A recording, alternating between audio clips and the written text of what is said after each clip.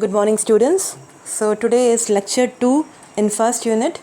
The first unit is environmental implications of buildings, and as I already told you in the introduction class, today we are going to start chapter 3. So chapter 3 consists of 3 topics: embodied energy in building materials, transportation energy for building materials, and maintenance energy for buildings.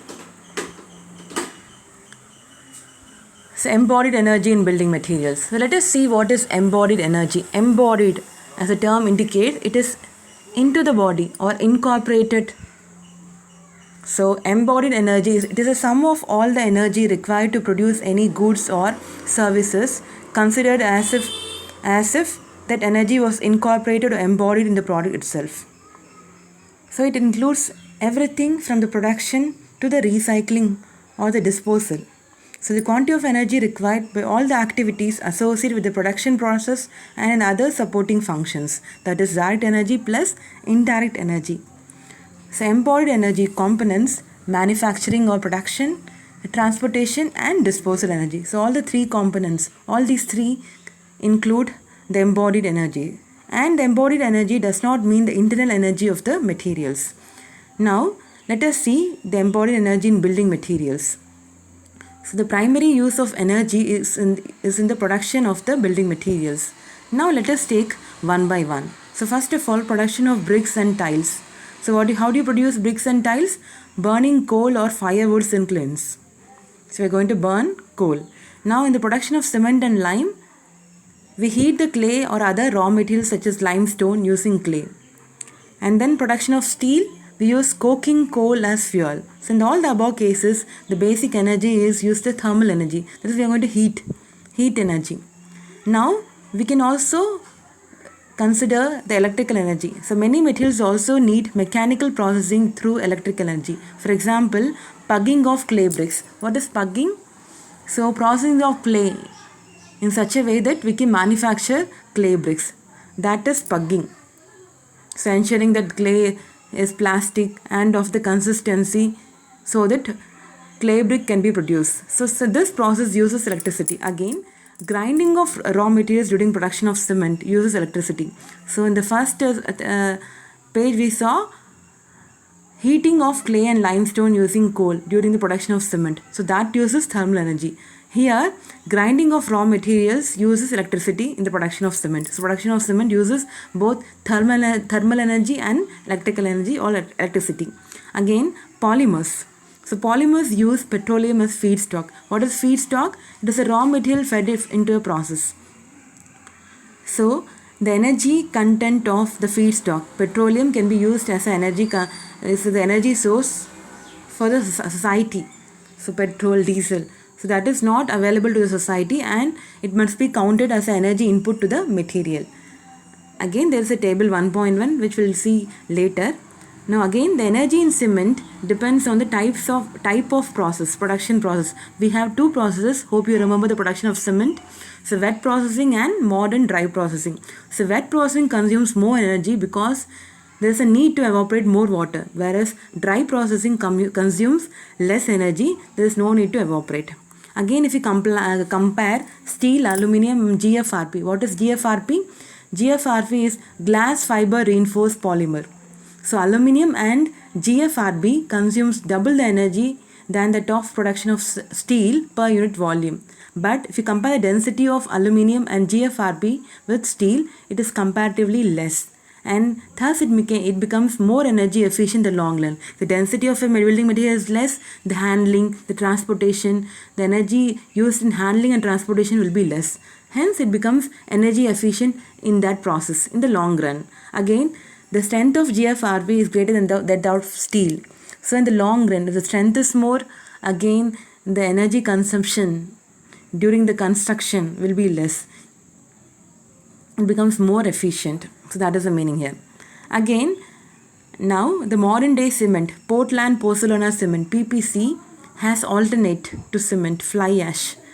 So cement, we know that it is an energy extensive process. It involves more energy, uses heat energy or thermal energy and electrical energy, lots of energy. Now if we replace cement with fly ash, What is fly ash? Fly ash is a byproduct or waste product during the production of coal in thermal power plants. So if we use that byproduct and replace cement, the energy reduction is done. So the energy used for production of cement is reduced because we are using a part of cement. We are replacing a part of cement with fly ash. So energy reduction can also be used by using alternate building materials. And again there is a concept called geopolymer concrete. It is geopolymer concrete, not geopolymer cement. So geopolymer concrete uses only fly ash and no cement at all. That is an emerging concept and is under research. So if geopolymer concrete is a success, there is no need to produce any cement. We can just use fly ash and produce concrete. So by using alternatives, we can also reduce the energy cost. That is the concept here. So let me have a quick recap.